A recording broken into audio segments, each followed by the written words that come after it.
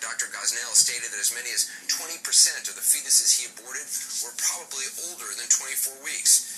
Page 5 of the grand jury report details the live delivery and killing of a 7.5-month-old baby, 7.5 months old, big enough, the doctor allegedly said, to, quote, walk me to the bus stop. Page 5 of 281 pages.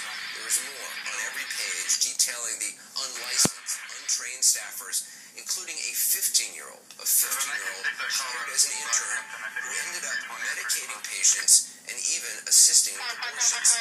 Now, the report also lays out the government agencies that have been given warning signs about Dr. Gosnell's clinics, some of them dating back decades. They're saying I'm assisting in their torture while I sit at home and watch TV because they want you thinking that way. They want you thinking you're responsible for all the torture you hear. When it's really just the police department running disinformation campaigns and no such torture program. Gosnell's abortion clinic is now closed, but the allegations of what happened inside are shocking. Babies allegedly murdered after induced labor. The baby had been born and was on a cold steel table and murdered by taking scissors into the neck, cutting, severing the spinal cord. This is just homicide, it's murder.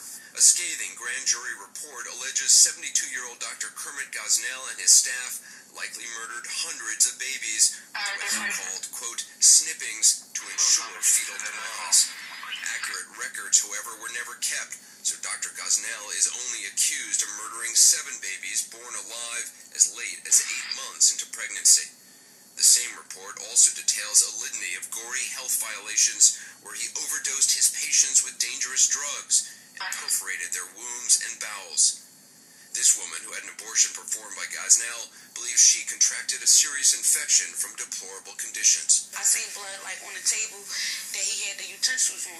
Gosnell also faces an additional count of murdering an adult, this 41-year-old woman who died of an anesthetic overdose during a second trimester abortion. All the more horrifying, Dr. Gosnell's abortion clinic, the Women's Medical Society, had been in business since 1979. The question is, how could this have gone on for so long with no one complaining to state authorities? Well, it turns out there were plenty of complaints, but the state didn't shut the clinic down. The Pennsylvania Department of Health did official inspections as far back as 1989 and repeatedly found health violations in the clinic, but never ensured they were corrected. The grand jury report also said, quote, the medical examiner of Delaware County informed the department that Gosnell had performed an illegal abortion on a 14-year-old girl carrying a 30-week-old baby. They also received official notice of the 41-year-old woman's death, for which Gosnell now faces a murder charge. None of that, however, got the Department of Health to investigate. The grand jury report also states that back in 1993, because of political reasons, the Department of Health stopped inspecting all abortion clinics in the state. Other agencies also failed to properly investigate. The Pennsylvania Department of State, through its Board of Medicine, received a complaint a decade ago from a former employee of Dr. Gosnell that, according to the grand jury report, quote, laid out the whole scope of his operation, the unclean, unsterile conditions, the unlicensed workers, the unsupervised sedation, and the underage abortion patients. They did assign an investigator who interviewed Dr. Gosnell, but incredibly, they never inspected his clinic. The complaint was eventually dismissed. The clinic was finally shut down, not because of botched abortions, but because of drugs. The FBI raided his office on allegations of illegal prescriptions of OxyContin and other painkillers that brought him hundreds of thousands of dollars a year. The feds were horrified with the conditions they discovered inside the clinic. These photos show some of those unsanitary conditions. They even found remains of aborted fetuses. Dr. Gosnell is now on trial and has pled not guilty. This is a person that was providing a service in Philadelphia that did not do the things that the grand jury says that he did. He did not execute viable babies. That's just not the reality of what was going on here. In the fallout of this case, 7 staffers from Pennsylvania's Department of Health and Department of State have since left their jobs or been fired for their alleged mishandling of the Gosnell case. Officials say they will investigate over communication procedures so this never can happen again. Well, with us now, senior legal analyst Jeffrey Toobin, David Al-Troji, the writer and director of 3801 Lancaster, a documentary, and Joe Slobosian, court reporter for the Philadelphia Inquirer and blogger at Fear.com. So, first of all, Jeff, this doctor is charged with multiple counts now of murder. It's incredible to me that this went on and on with the state doing nothing. I mean, it's hard to describe. It's hard to select what is the worst part of this story. I mean, certainly the deaths of these babies, the deaths of these women is the worst part. But there's so much awful there. I mean, one part you didn't even mention was this. There was this whole weird racial dimension where he would treat white patients better than the African-American patients. Bring white patients up to the one clean office, and African-American patients were left down. And Gosnell himself is African-American. I mean, the whole thing was such a house of horrors, and why does he stop? I don't think there is a clear answer. David, in your documentary, which is viewed, you can see it online, it's remarkable. You interviewed several women who were patients of Dr. Gosnell. I want to listen to just a portion of your film. I came in, and they finally called my name. And I went upstairs. And I remember just walking through, looking, and I seen some women that looked half dead. In these bloody recliner chairs, there was blood all over the floor. And I just kept going. David, if anyone from the Department of Health or other agencies had actually gone there over the years, they would have seen what that patient saw. Absolutely, yeah. I mean, that was one of the things that I just couldn't believe when I first heard about this case and started reading the grand jury report. Pennsylvania Department of State and the Philadelphia Department of Public Health and Safety, they had ample opportunity to investigate and to shut Gosnell down. And Joe, the doctor's staff, they seem completely untrained. I mean, the chief anesthesiologist, I understand, only had like a 7th grade education. That's correct. Contact Tony in the rear apartment. The guy in there across the street is pretty nice. He lives at 2037. Yeah, I've actually done some crazy years of phlebotomist, but really didn't work at that job. She was working at another abortion clinic in Delaware, sterilizing instruments. That's where she met Gosnell. And later, she was having problems. Gosnell agreed to hire her at the table, order it, and actually train her in different skills needed for the abortion procedure. And Linda, as any other employee, when they said, "Is this okay? Is this legal?"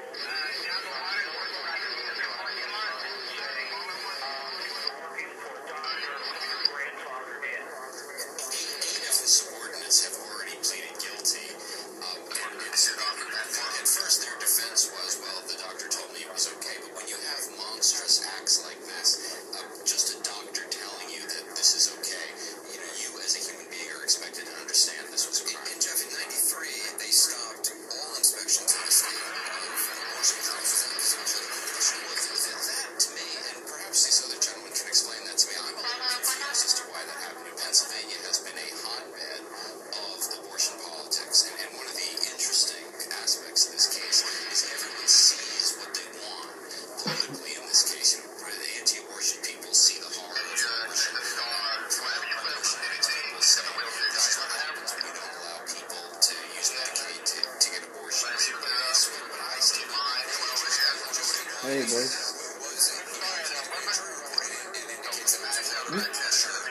Mm-hmm.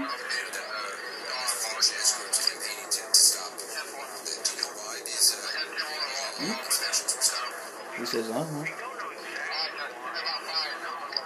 He does say, uh-huh. Mm-hmm. Mm-hmm. Bug's a good boy. He is a good boy.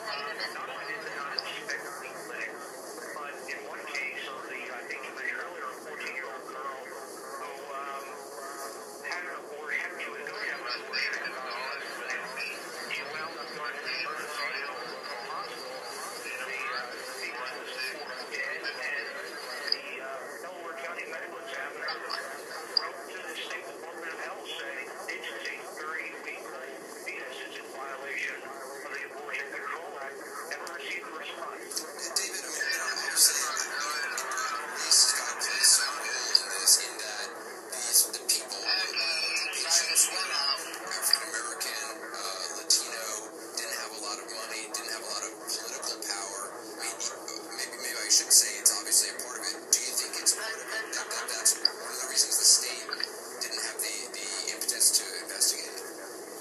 Yeah, I think that's part of it. Page 13, if I can just read just a really short thing, it says on page 13 of the grand jury report, it says, we think the reason no one acted is because the women in question were poor and of color, because the victims were infants without identities, and because the subject was the political football of abortion. So I think that absolutely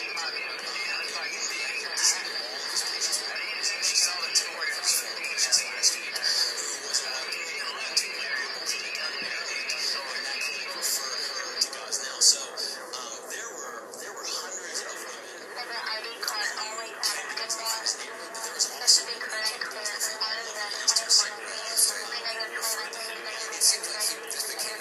Especially as he was a guy who, for cash, these are the allegations, and for cash, he would perform late-term abortions where others wouldn't be able to. Late-term abortions are one of the most controversial aspects of abortion, that they are generally banned, except when the life of the mother is at stake, life or health of the mother. That can very much be determined by the doctor, and Gosnell apparently had the reputation for finding a justification for doing it. So you've been in the courtroom, you've been following this trial, you picked up on this a long time ago. There's been a lot of criticism of mainstream media, Jeff, for not covering this in the same way they covered the Jodi Arias trial, or, it's not front page news in a lot of places. This is the first time. Why do you think that is? That has received the kind of front page? Those criticisms by larger conservatives for saying the media is trying to protect abortion rights by not showing this horror show. I don't buy that at all. I think I can only speak for CNN and my knowledge of this part of the media, the New Yorker where I work. I have some sense of mainstream media and New York Times. They don't cover a story.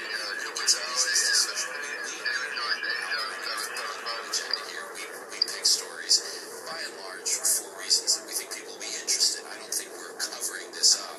So I just think that's a way to try to prevent those murders. Well,